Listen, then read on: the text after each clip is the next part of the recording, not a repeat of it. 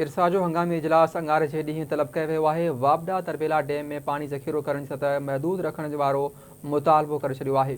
इरसा जे इजलास में पानी सिंधु दरिया मां मंगला ज़ोन में मुंतकिल करण बाबति अहम फ़ैसिला कया वेंदा। ब्रेकिंग न्यूज़ अवां सां शेयर कयूं पिया। इरसा जो हंगामी इजलास अंगारे जे ॾींहुं तलब कयो वियो आहे। वाबडा तरबेला डैम में पानी ज़ख़ीरो करण जी सतह महदूद रखण वारो मुतालबो करे छॾियो आहे, जॾहिं त इरसा जे इजलास में पानी सिंधु दरिया मां मंगला ज़ोन में मुंतकिल करण बाबति अहम फ़ैसिला कया वेंदा। अवां खे ॿुधायूं पिया इरसा जो हंगामी इजलास अंगारे जे ॾींहुं तलब कयो वियो आहे। इरसा जो हंगामी इजलास अंगारे जे ॾींहुं तलब कयो वियो आहे। वाबडा तरबेला डैम में पानी ज़ख़ीरो करण जी सतह महदूद रखण जो मुतालबो करे छॾियो आहे। इरसा जे इजलास में पानी सिंधु दरिया मां मंगला ज़ोन में मुंतकिल करण बाबति अहम फ़ैसिला कया वेंदा।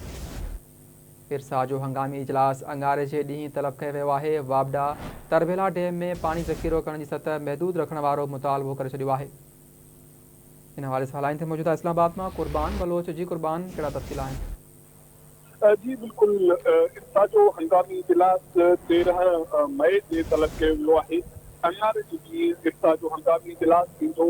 वाबडा पारां तरबेला डैम जे टनल 25 जी तामीर जे हवाले सां इरसा खां मुतालबो कयो वियो आहे त तरबेला में पानी ज़ख़ीरो करण जी सिध आहे उनखे 1470 फुटनि ताईं महदूद रखियो वञे। ॿी सूरत में टनल जी तामीर जो कमु आहे उहो मुतासिर थींदो, तंहिं करे इन खां सतह खां वधीक डैम में पानी ज़ख़ीरो न कयो वञे। ऐं उन सां गॾु वाबडा पारां इहा पहिरीं निशानदेही कई वई आहे त मौसमियात खाते पारां ईंदड़ ॾींहंनि में बरसातुनि जो एतिरो वधीक सिलसिलो थींदो, तंहिं करे दरियाउनि जा वहिकरा वधंदा। उन खां अॻु में ही बंदोबस्तु थियणु घुरिजे त डैम जी सतह आहे उहा वधीक वधनि। न ॿुधे थो का हींअर तक़रीबन 1468 फुट खां वधीक उनजी सतह थी वई आहे। त इन मामलनि ते गौर करण लाइ असांजो हंगामी इजलास थींदो, जंहिंमें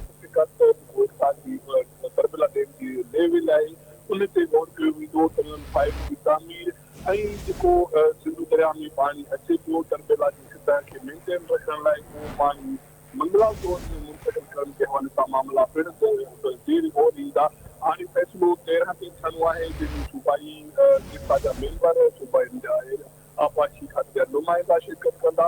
हाणे ॾिसण में इहो ॾिसी कयूं त उन हवाले सां इरसा जे इजलास में कहिड़ा फ़ैसिला कया वञनि था। ठीकु आहे, वॾी महिरबानी कुर्बान बलोच अपडेट करण लाइ।